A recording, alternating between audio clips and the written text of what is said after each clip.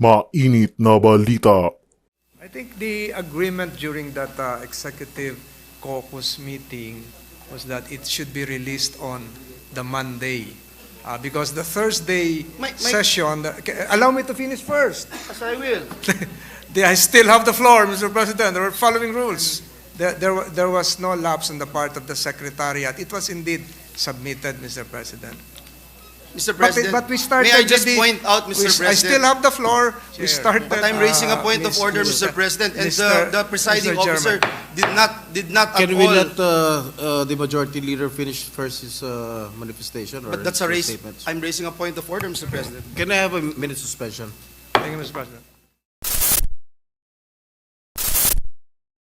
Senator Villanueva at Senator Tolentino nagkaroon ng isang mainit na sagutan sa kalagitnaan ng sesyon. Nagulat nga ang lahat ng magkasagutan ni Senator Villanueva at Senator Tolentino sa kalagitnaan ng sesyon sa plenaryo. Sa pagbibigay nga ng point of inquiry ni Senator MIGS ay bigla na lang sumingit si Senator Villanueva sa kanya. Di umano ay nagtataka siya kung bakit hindi siya nabigyan ng kopya sa mga paksang tinatalakay nila sa kanilang sesyon. Ayon pa sa kanya ay nasurpresa na lang siya nang malaman niyang may gaganapin palang sesyon sa susunod na araw nang wala man lang siyang kaalam-alam ng mga bagay na tinatalakay at sa schedule na ibinigay. Dahil nga wala siyang natanggap na kopya, dagdag din niya na tila hindi patas na magtalakay ng mga punto kung wala silang kopya sa mga paksang nabanggit at tila si Senator Zubiri lang at Majority Leader Tolentino ang may hawak ng kopya. Sumabat nga si Senator Tolentino at sinagot ang kanyang katanungan tungkol dito na halatang nairita dahil hindi ito pinatapos ni Senator Villanueva sa pagsasalita. Ayon pa kay Senator Tolentino, ay matagal nang ibinigay ang mga kopya sa pamamagitan ng electronic transmission, bagay na pinalagan ni Villanueva dahil ito nga ba ang tamang proseso sa pagbibigay ng kopya at kung binago man ay bakit hindi daw niya alam ito.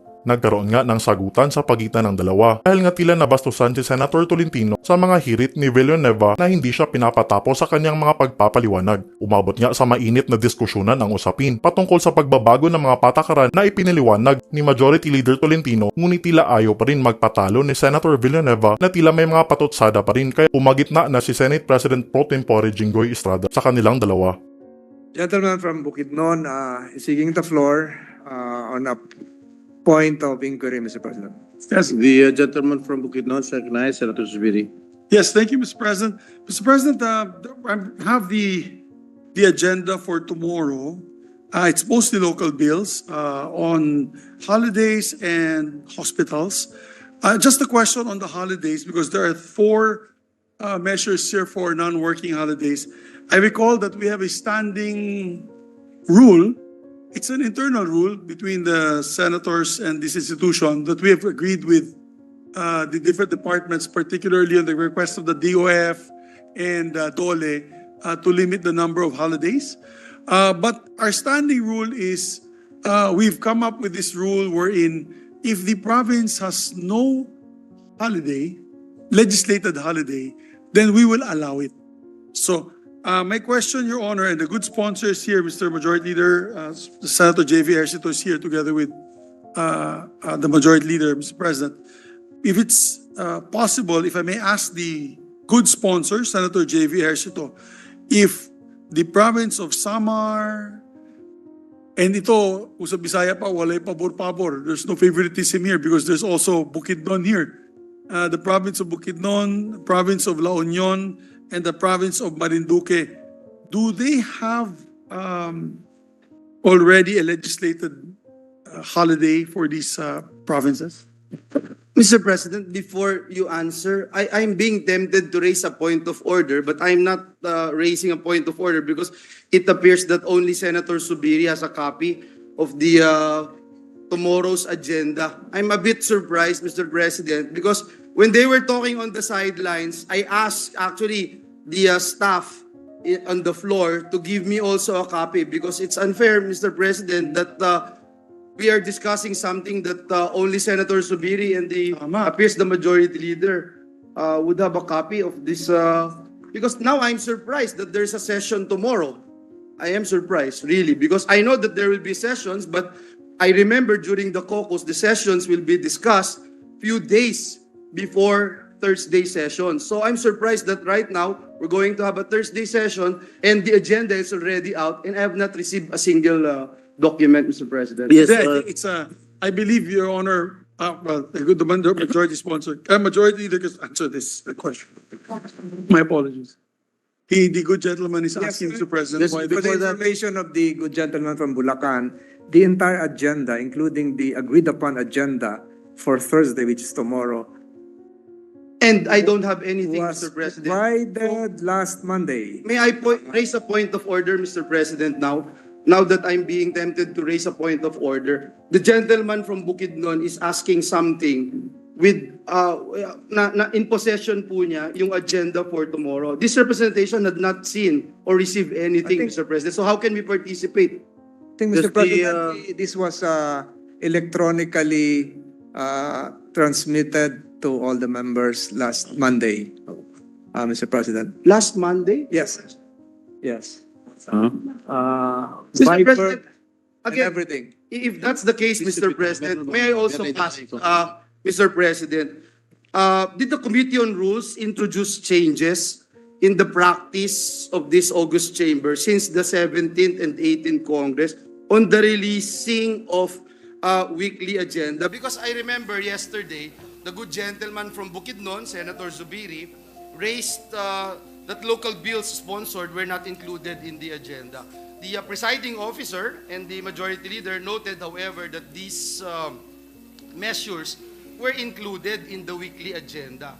Now, I'd like to point out, Mr. President, if the weekly agenda was given to us Monday, considering or without admitting it was released on Monday, isn't it, Mr. President, the Committee on Rules and the Senate's practice that this weekly agenda is being released on a Thursday of the preceding week? Am I correct, Mr. President?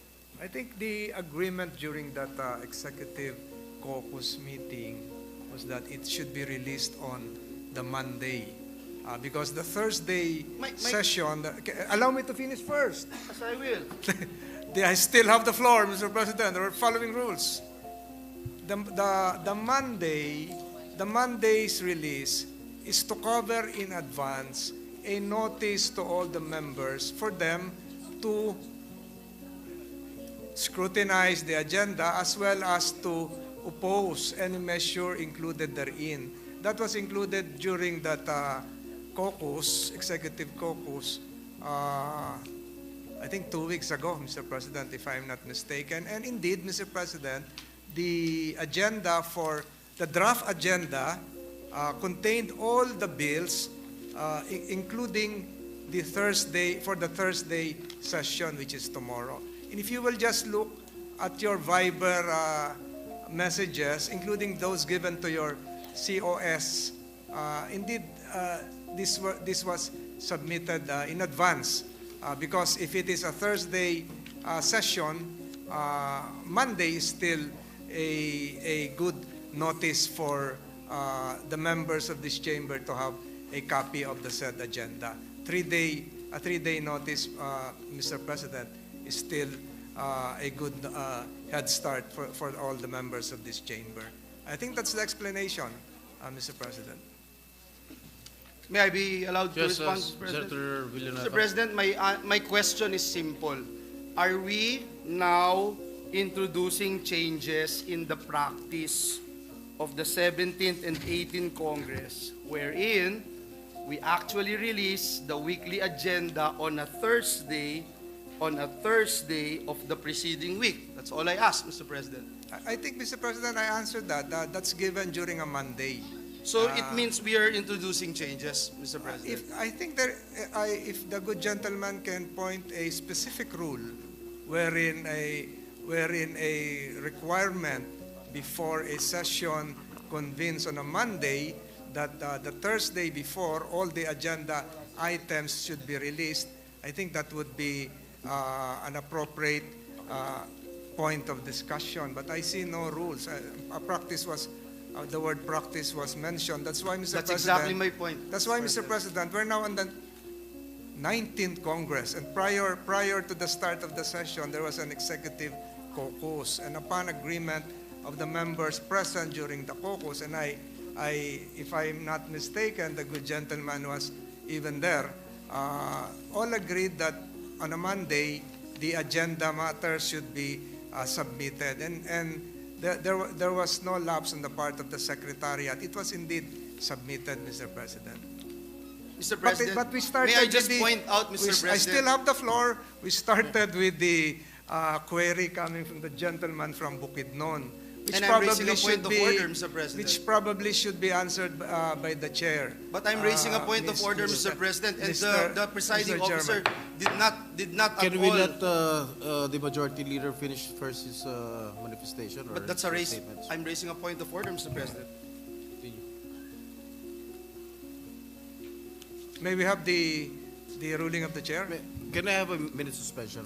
Thank you, Mr. President. Mr. President, may I, with the Thank you very much, indulgence Mr. of my two colleagues, Mr. President, Yes, perhaps it would be better if we would have a policy already, Mr. President, as to whether or not we're gonna tackle such measure, if it actually fits to our agreed upon policy here in the Senate, wherein one per province, one per city, Mr. President. So if that's the case, Mr. President, we will no longer schedule the agenda of these measures if they do not fit with the requirements that we have set, Mr. President, here in the Senate. Majority I think this would help our distinguished colleague, the chairpersons of these respective committees, whether it's health or local government committees. As otherwise, Mr. President, it will be redundant. Every single time we're going to have a Thursday session, this particular question being asked by the former Senate President Zubiri will be asked as well. If I can only, that's my suggestion, Mr. President. I submit to the wisdom of the body. Thank you, Senator Joel. What does the majority leader say?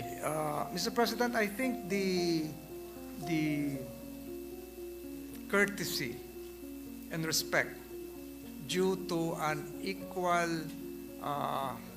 branch in the legislative sphere, the lower house, submitting a measure approved on third reading and transmitted to this chamber and referred to a committee, in this instance, the Committee on Local Government. And having conducted hearings, Mr. President, I think the appropriate course of action would be to have the committee make its committee report, submit every measure coming from the lower house to this chamber, and let this chamber decide so as not to really prevent, suppress the actions coming from a co-equal co-equal branch of the legislative branch of government, Mr. President. We cannot prevent the House of Representatives from transmitting approved measures to this chamber. We cannot prevent any committee of the lower house from conducting hearings. We cannot impose upon the lower house a suppression rule because we have such a policy adopted. Though it may probably conflict with some labor laws or be duplicative and redundant, Mr. President, we cannot prevent, out of respect and courtesy, we cannot prevent the lower house from transmitting bills to this chamber. So policies probably would come during committee hearings and let the plenary decide per bill transmitted to this chamber, Mr. President. Mr. President, let it not appear in the records of this August chamber that we're trying to suppress or in any way disrespect the work of our co-equal branch of the legislature branch of government, Mr. President. What I'm saying, Mr. President, is we have talked about it. So what's the point of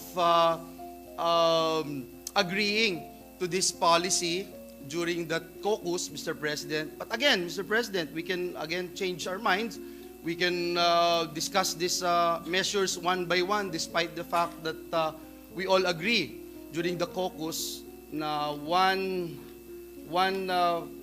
holiday per province. Because, Mr. President, we have so much holidays, and the presiding officer, being the former chairperson of the Senate Committee on Labor, would know that there's really so much, Mr. President. In my home province in Bulacan, there was a time that there's a national holiday, provincial holiday, city holiday, and town holiday in 1 week, Mr. President. So can you just imagine the situation of our business entities in that area during that time? So again, Mr. President, it's good that we can discuss all of this in the committee hearings and in the plenary. That was just a suggestion, and if that is the case, then expect these questions will be raised in all the committees involved, whether it's the Committee on Local Government or Committee on Health, etc., Mr. President. Thank you, Mr. President. Thank you, Majority Leader.